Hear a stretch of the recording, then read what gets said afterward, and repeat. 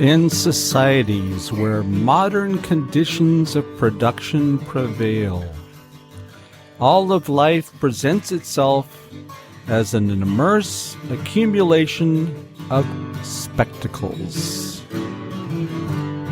Everything that was directly lived has moved away into a representation.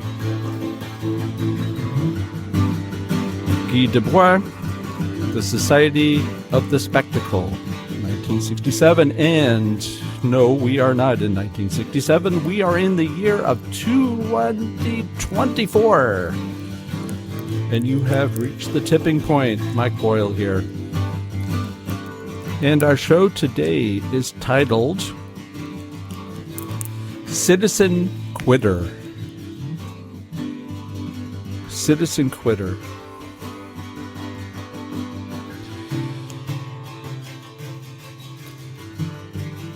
So the destination Citizen Quitter came through, perhaps where some of you will immediately recognize where it could come from. That being from quiet quitting. The inspiration was going through a document recently where I had the feeling they did not understand the term. They were interviewing people who equally didn't understand the term.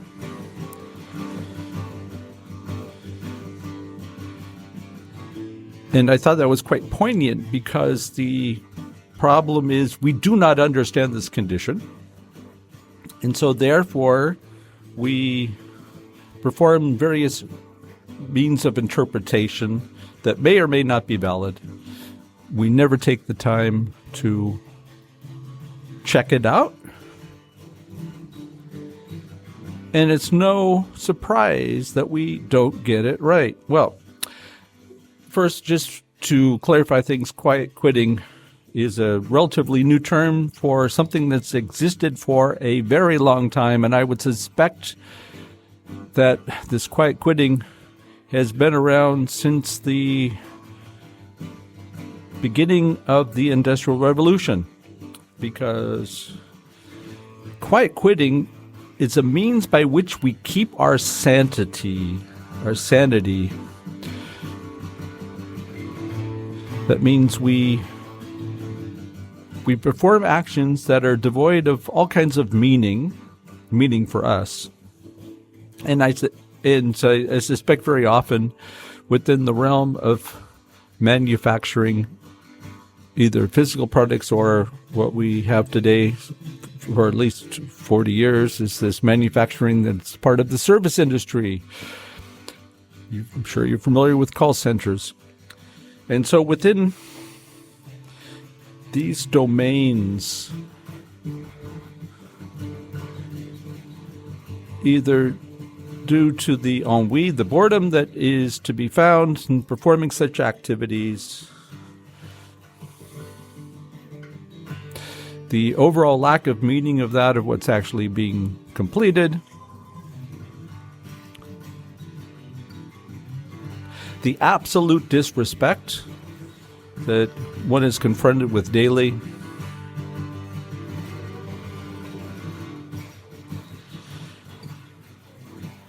and the lack of acknowledgement of anyone's presence. If you roll that all up into a ball,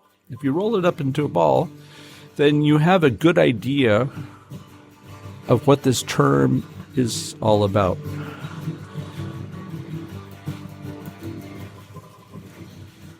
And if we dissect the phrase, taking the quiet and the quitting, then it should be quite evident.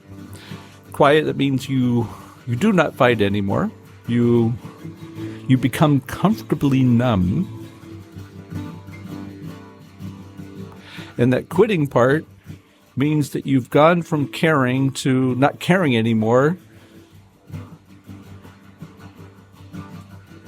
And the impetus or the rationale is that of what I mentioned just previous.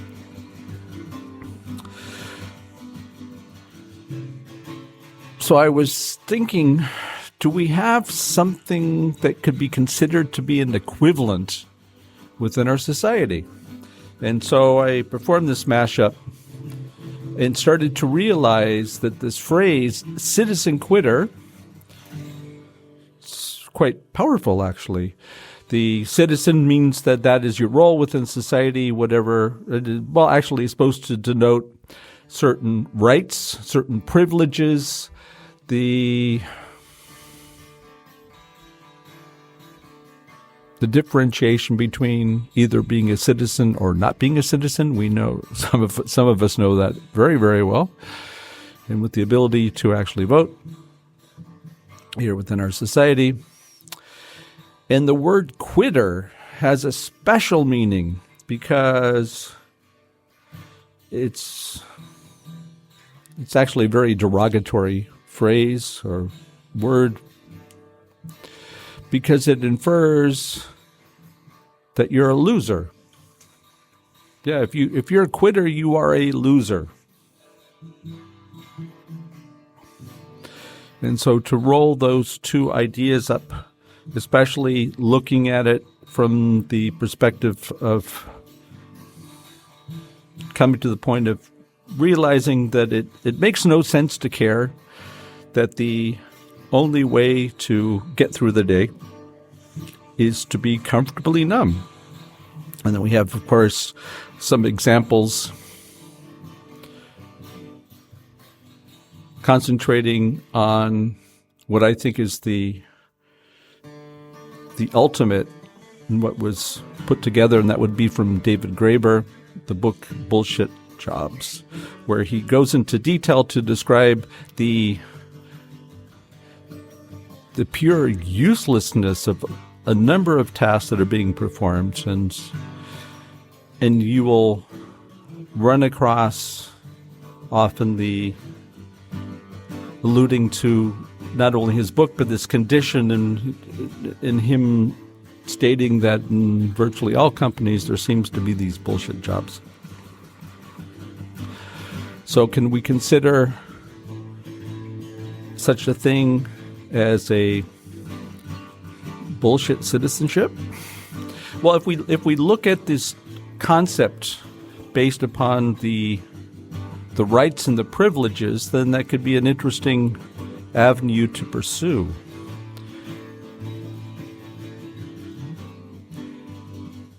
And join me while I follow this subject, thinking of how many facets this concept could actually have, thinking that obviously the citizen quitter feels that there's no use of trying to work within the system,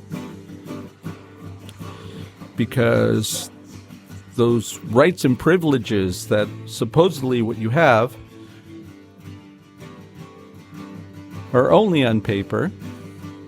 When it comes down to voicing your opinion, making a difference, you feel that you can save your energy and use it for much more constructive purposes.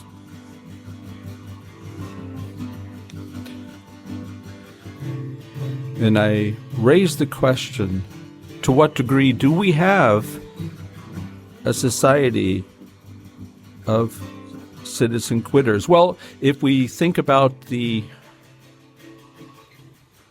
actual percentages of those who participate in the voting ritual, that was one of the interesting takeaways for me, looking at the results of the EU election that took place on the 9th of June, in case some of you didn't know. It kind of passed you by. That there was a drop-off of the number of citizens who took advantage of the opportunity to voice their opinion at the ballot box. And that alone, I think, is a very minor indicator.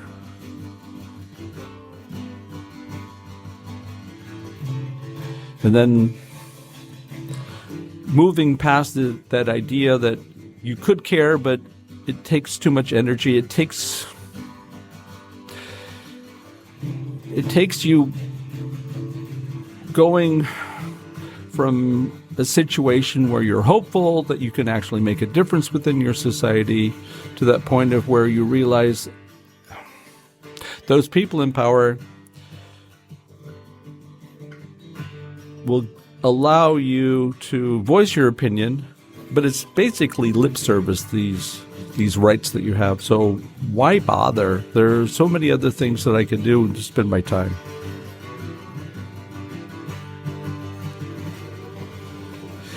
And I think that we collectively were in that state for a very, very long time. And the ability to stick it to them was reserved for whatever period of time there is between elections. And that actual sticking it to them became somewhat relevant because at first we were very timid and we didn't want to stick our necks out too much. So we would stick to them where we felt that the danger or the backlash was not going to be that great. But then we saw, certainly by 2016, and here in Austria, certainly earlier than that, I would say we were getting very close at the end of the 90s, obviously looking at the results of our 2000 election, that we had gone past that timid stick it to them, and you had swathes of the population that very possibly started in that infancy citizen quitter mode.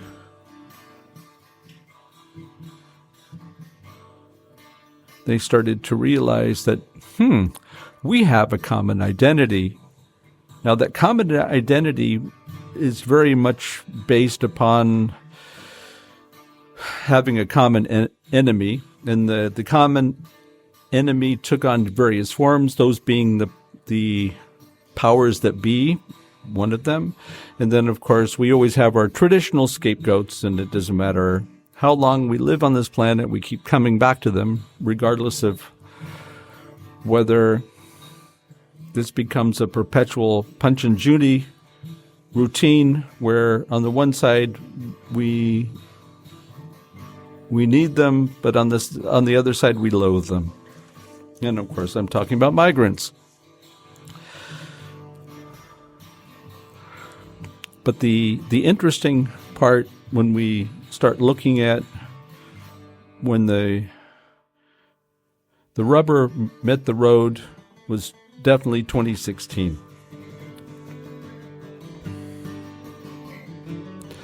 From a voting or from a group perspective.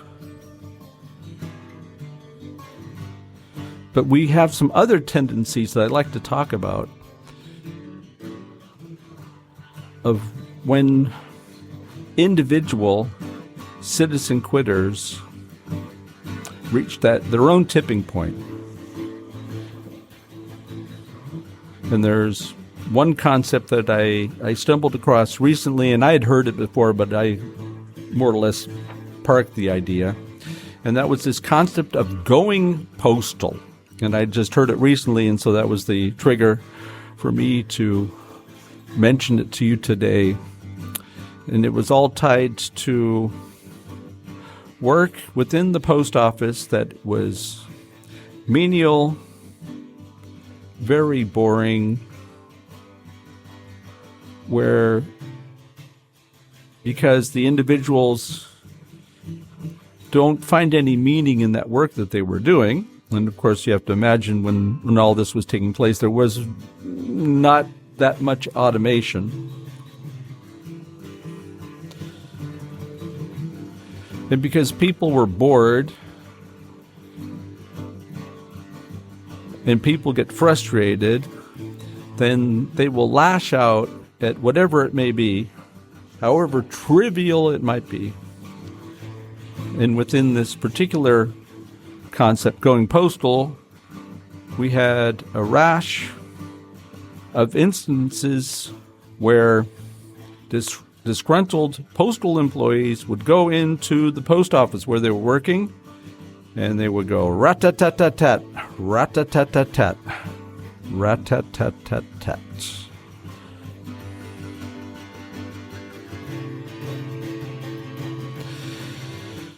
And in fact, in researching for the show, I found out that the first incidences of going postal actually go back to the 1980s. And this continued for a while, as you can well imagine. Once an individual has set precedents, then all of a sudden you get the copycatters. And so this trend continued till about the end of the 90s, in fact. And of course, it didn't stay within the postal domain, post offices, but rather in all those situations where we didn't call them bullshit jobs, but in essence they were bullshit jobs.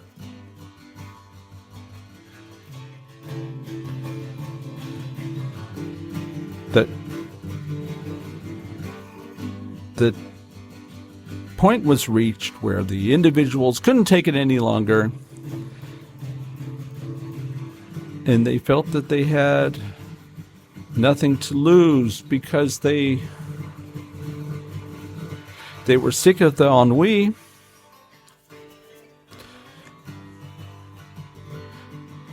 They were sick of the anonymous ways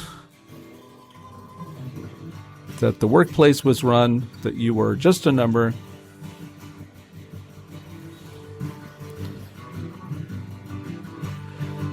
You got sick and tired of the lack of respect. And these people got to the point where they felt that they couldn't hold back any longer, and that they had nothing to lose.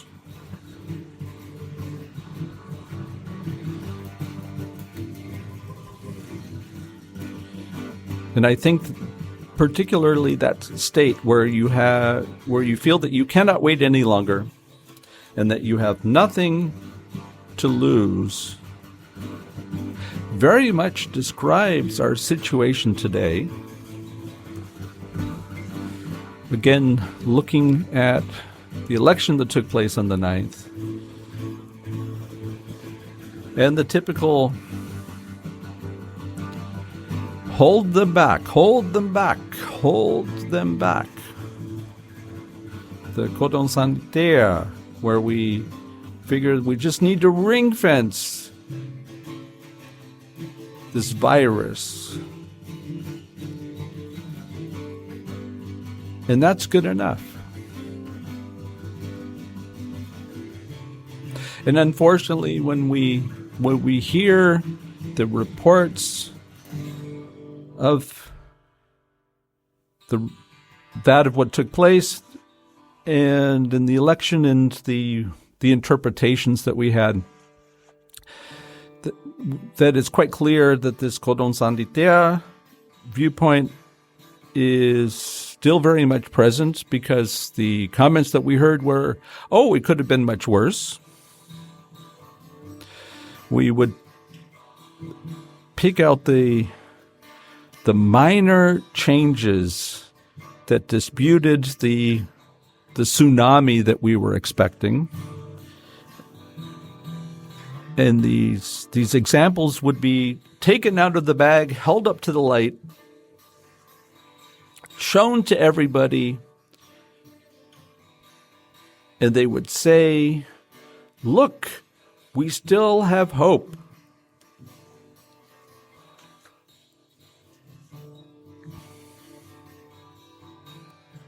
which means that we are still far from taking things seriously. And when I say taking things seriously,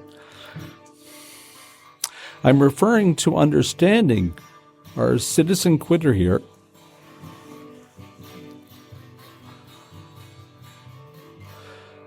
trying to portray some sort of empathy to better understand how can people get to this point.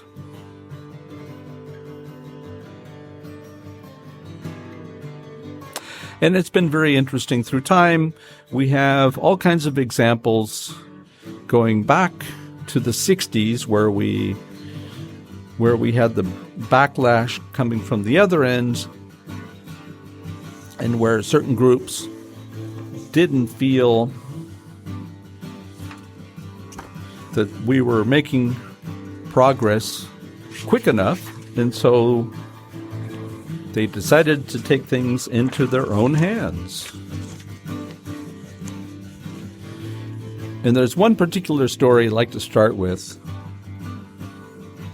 and that would be of the Unabomber, who was very much a product of that particular zeitgeist. His name was Ted Kaczynski, and the term Unabomber was actually coined by the FBI because Kaczynski was bombing primarily universities and airlines. I'm not quite sure where the airlines came in. The universities I could follow. Not to justify, but I could follow it. And his first bombing came out in 1978. And it went on for close to 20 years, up till 1995.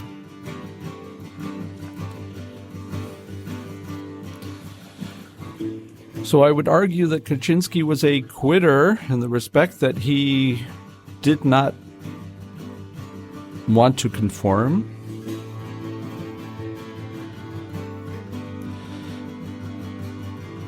He probably was a citizen quitter for a long time. And then the tip took place. The tip took place.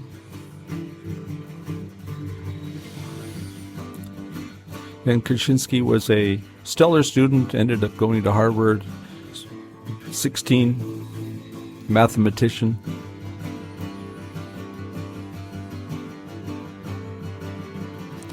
And was eventually found in a log cabin in the state of Montana.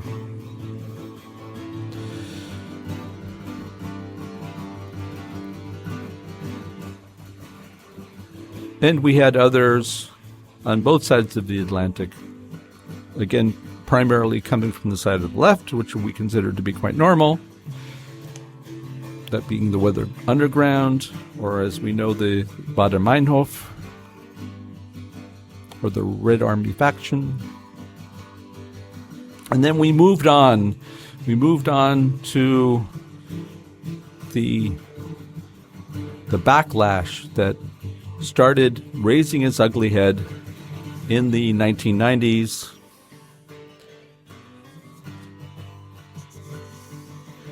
And the most prominent example was the Oklahoma City bombing of Timothy McVeigh. But then it came like a tsunami. And we're constantly being confronted. Going all the way to the 6th of January. So what's the difference between the Unabomber and the 6th of January? All of this has become well accepted.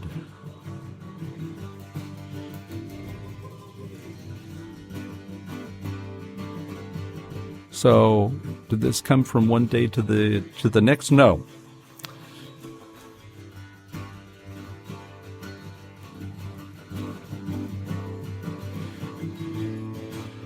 We have those citizen quitters who no doubt shared their opinions within their social spheres.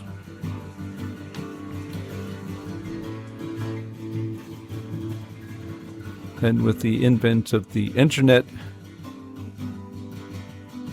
many people received that megaphone they've been looking for and didn't even know that it existed.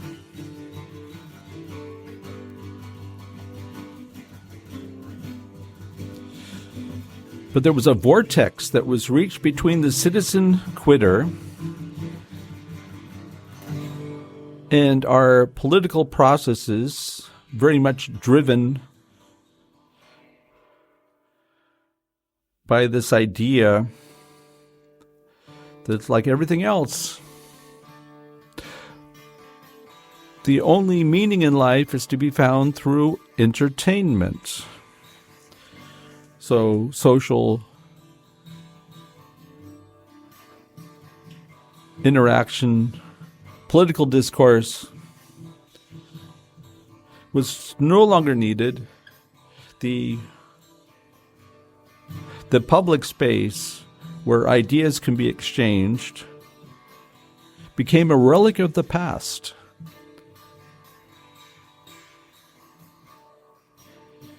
And we entered the realm of the polemic. We entered the realm of the polarization. We entered the realm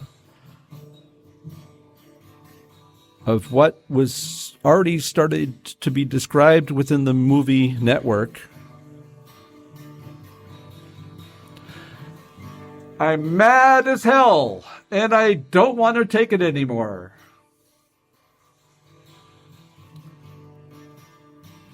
Can you repeat that?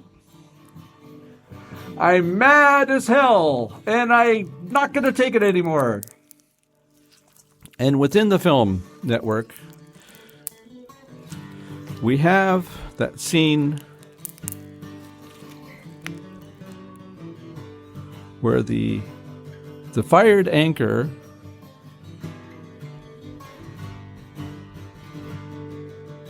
would probably quit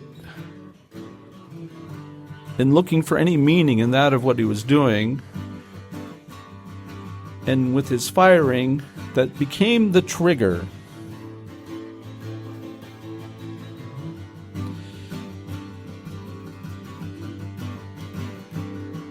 And his speech was a spontaneous act of rage. And through that spontaneous act of rage, he had a nerve with a lot of other people who felt the same way as he did. And so what he did was he asked them to go to the windows of where they were living, to open the window, and to shout as loud as they could, I'm mad as hell, and I'm not going to take it anymore. That's right. That's what they said.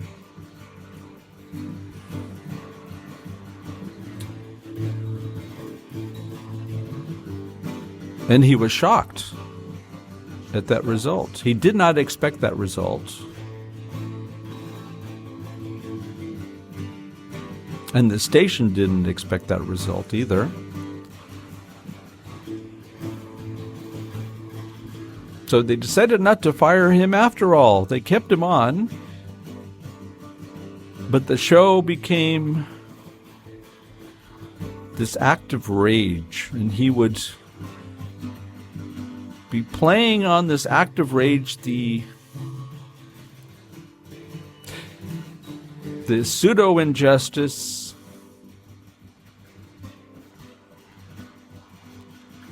the oblique,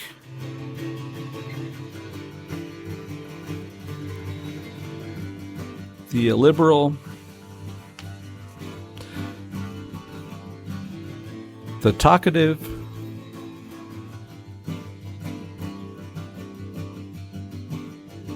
and with that, we had the inspiration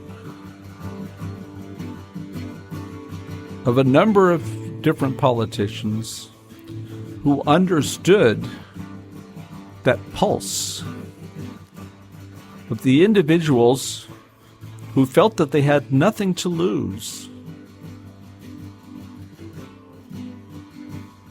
and that the actions of the politicians were obviously not constructive, and they were not intended to actually accomplish anything apart from rattling the cage and hitting the rage button.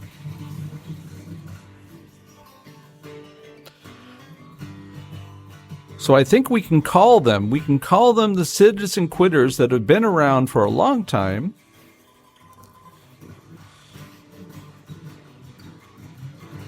And you just need those individuals to take advantage of the opportunity and exploit it to their own advantage.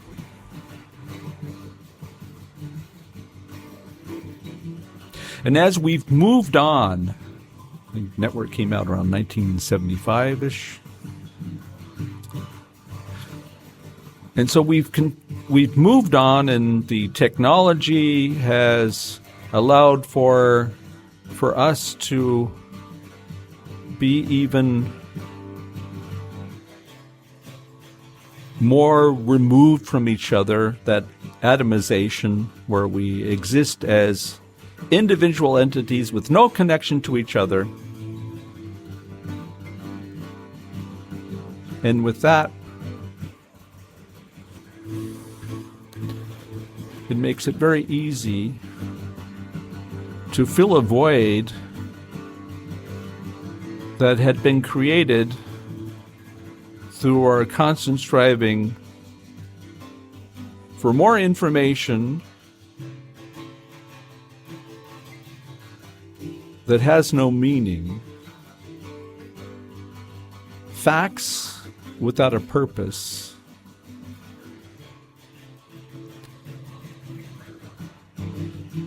and because we do not strive for that purpose and understanding why it's important, what it has to do with us, and because we are so removed from each other and anything of meaning,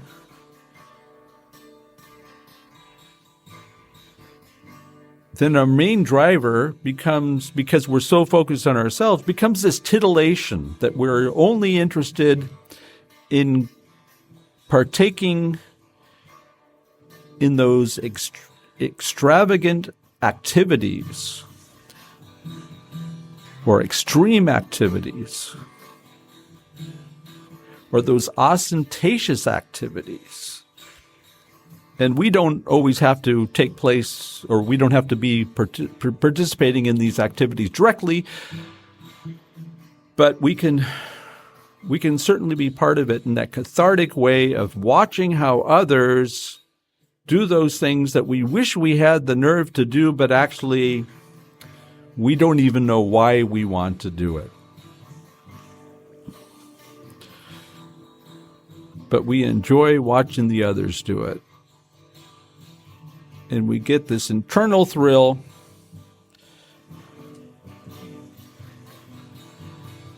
And really, that's where we are and where we've been for a long, long time.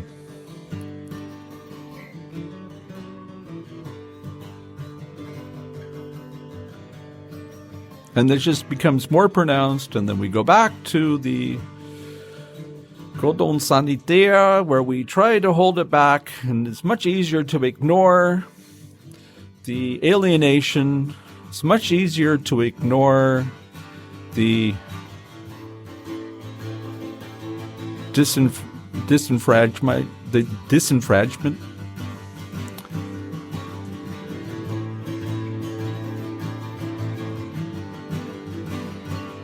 And we feel that all we need to do is just close our eyes and continue with this fortress mentality that actually everything's okay. So here in the last 20 minutes,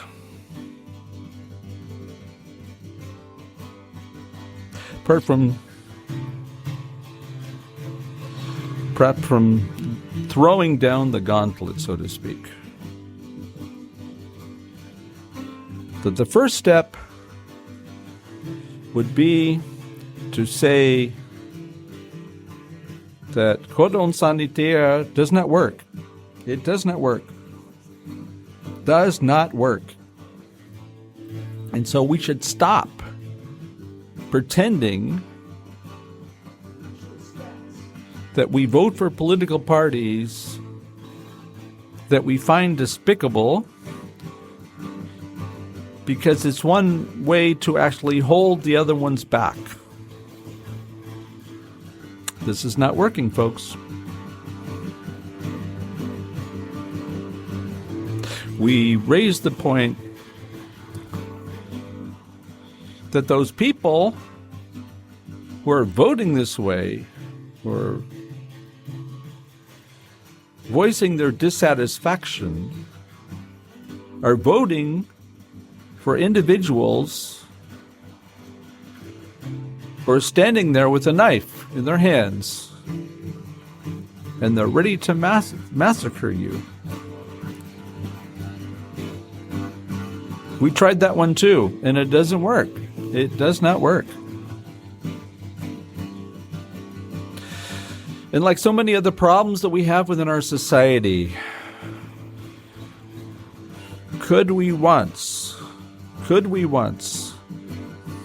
stop for a minute and look to see,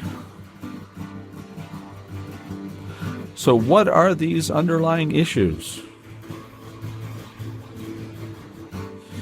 that lead people to become the citizen quitters? What leads them to that point? What leads them there?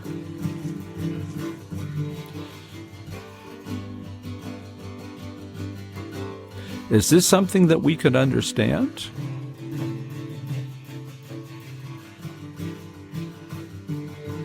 And I make no claims to have an insight here.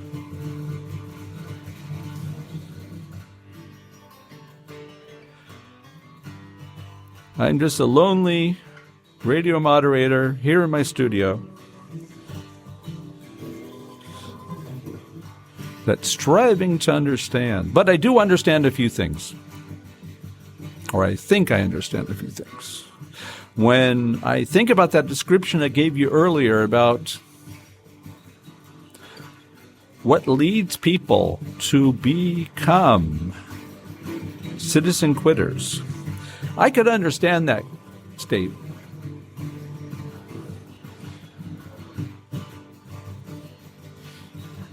Because you see things around you that don't work.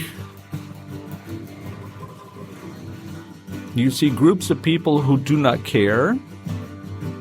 And most importantly, you see people, let's be a little bit more specific, authorities, who really don't care. You have the feeling they really don't care because their interests are somewhere completely different and usually work on these 4 or 5 year cycles.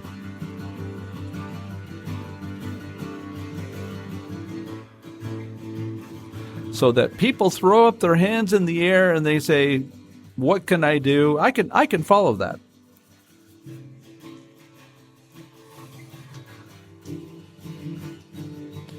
And I can follow when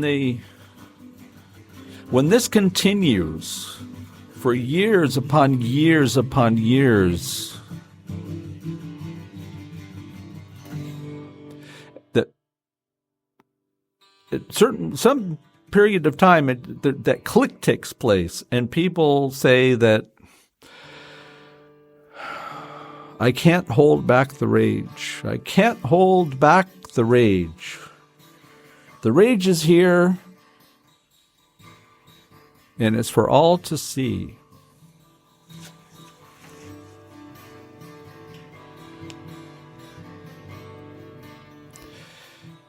And once that point has been reached,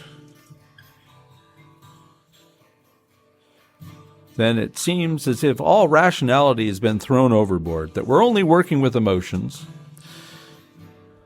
we're only working with triggers that are being maneuvered quite adroitly from those powers to be that actually are the power brokers in our society.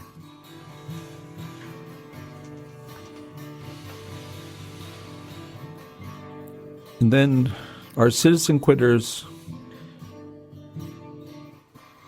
become a manipulative tool, a tool that's used in society.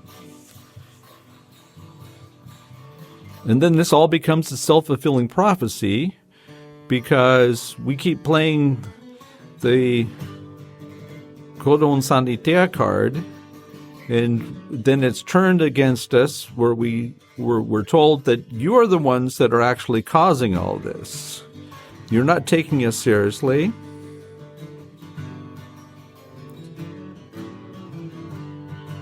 And that just infuses more rage.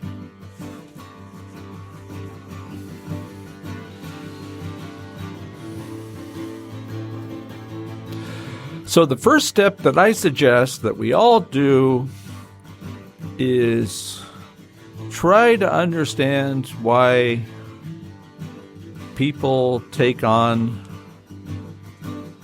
specific viewpoints. And that does not mean you have to agree with them.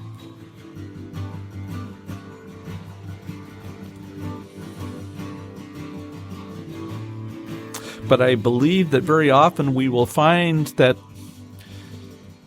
the impetus, the real cause of why all these people became citizen quitters were based upon situations, conditions, views that we actually understand very well. So if we can start by trying to go back and find those points within that timeline that we better understand, well,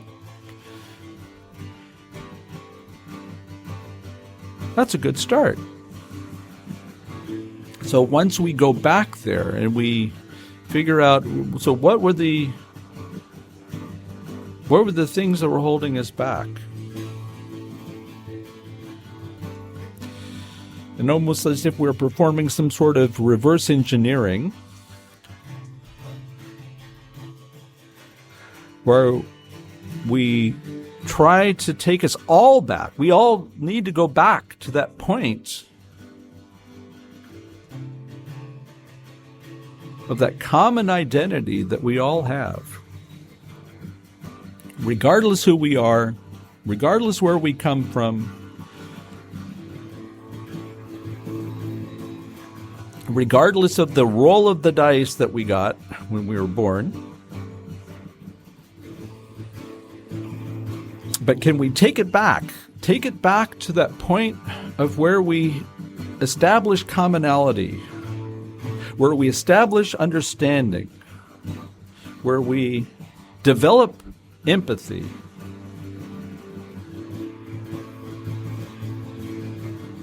And then we put it on hold. Let's reflect. What are we actually experiencing now?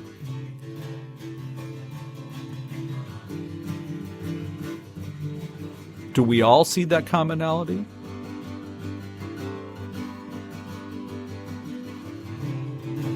Do we all realize that we're not as far from each other as we think we are?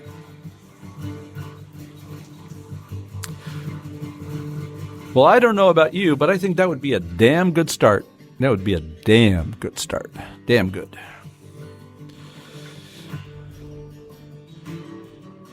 And then we use that as our base. We use that commonality as our base.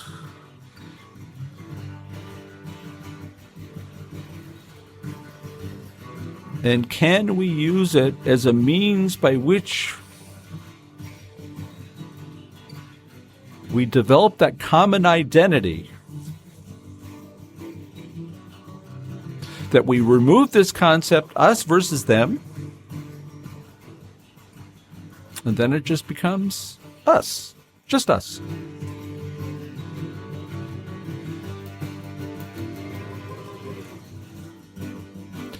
And then perhaps once we've gotten to the point of saying, well, this is us,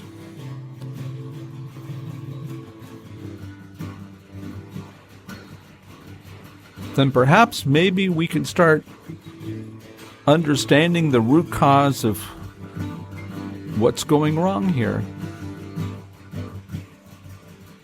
Maybe we might be able to take it to the point of where nobody feels the necessity to point the finger anymore.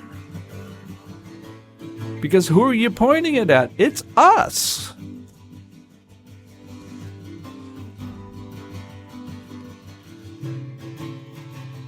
And then after we've defined this us,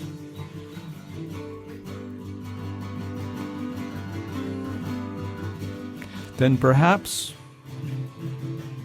we will develop an atmosphere of trust where we know us is a safe space, right? Us is safe. We come to us because we're a safe space. We're not atomized anymore. We are us. We are us.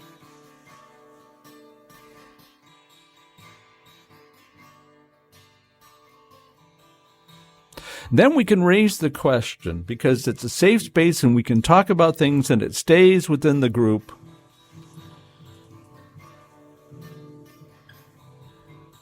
It's like the magic circle within games where you can say anything can take place within the magic circle, because you could leave it behind. And then we close the gap between fiction and reality. We close that gap.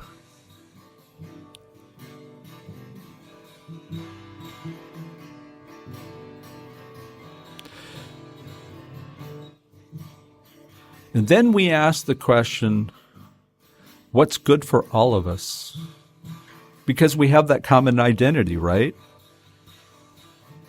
We are no longer atomized within this cosmos.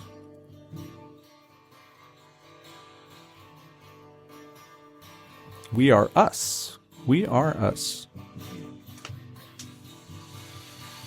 So how does this journey continue? Once we have defined what's good for us,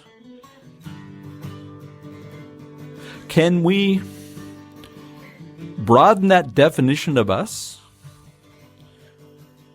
to include not only other groups that wouldn't perhaps naturally fit in there for those crazy ideas that, thank goodness, because we are us, we're starting to throw them overboard.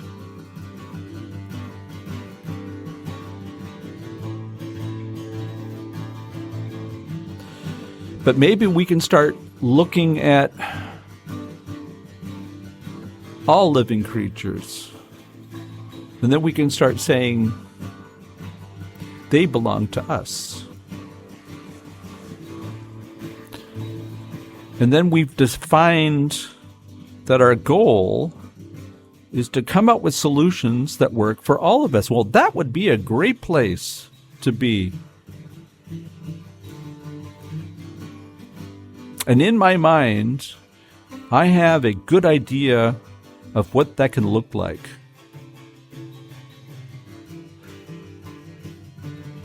I feel the rush of being there and having the feeling that we were able to make that happen.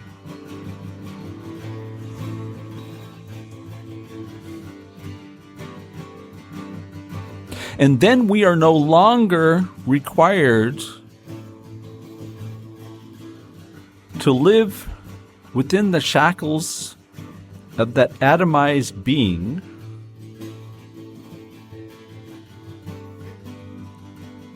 then we start to understand that the ultimate security lies within us.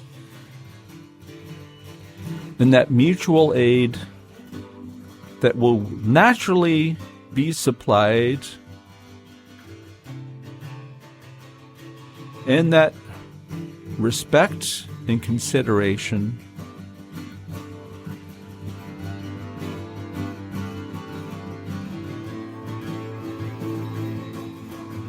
that all of us should have, right? All of us should have that. And with that, we understand we are back to where we should have been the whole time. Knowing full well that we live within abundance.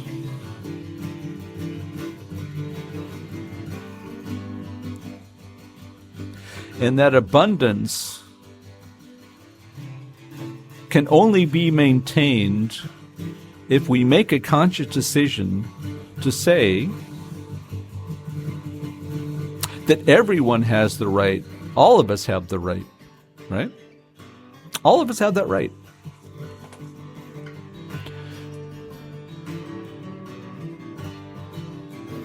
To live within that realm of abundance.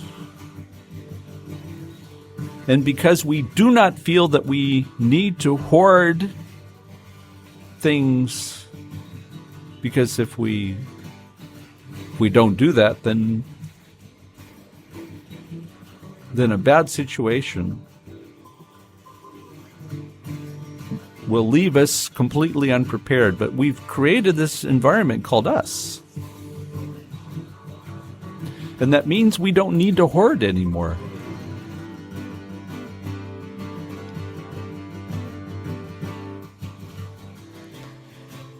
And that leads us to the point where I think we really need to take this to.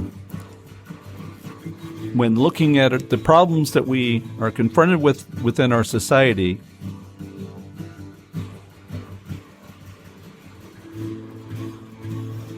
that we have to understand that we don't need abundance. We need sufficiency. We need to have just enough.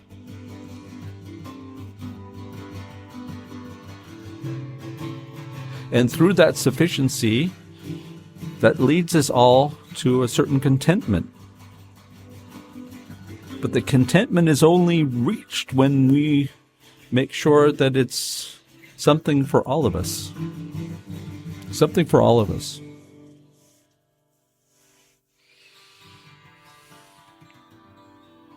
So that's the world I'd like to leave you with this week, where we are able to take that collection of citizen quitters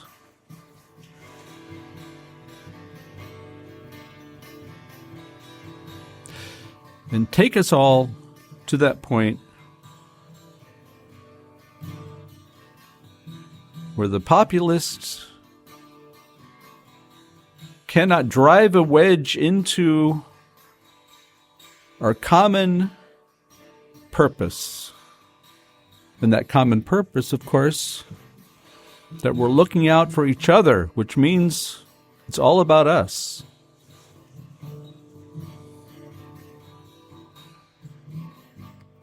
Wouldn't that be a great world? It's the world that I want to have. It's the world that I want to have.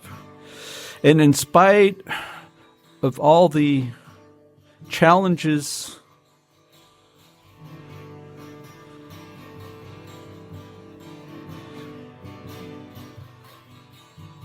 and the vulnerability that I guess I'm kind of proud that I haven't given up. And so I guess that's the word that I'd like to leave you all with this week. And for those of you who allowed me to indulge for the last 57 minutes, thank you very much. I hope you were able to do something with these thoughts that I shared with you today. And I'll see you next week.